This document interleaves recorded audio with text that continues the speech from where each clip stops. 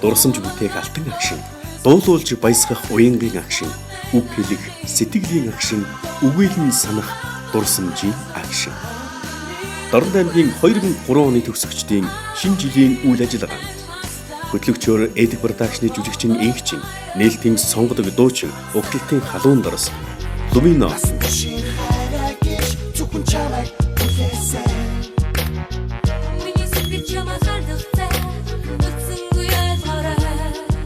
дуучин Игшиглэн Агима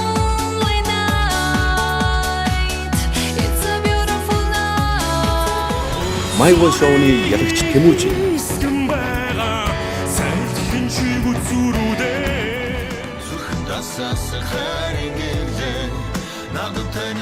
Voice of Mongolia-гийн шилдэг оролцогч Амгалан Бацэрэг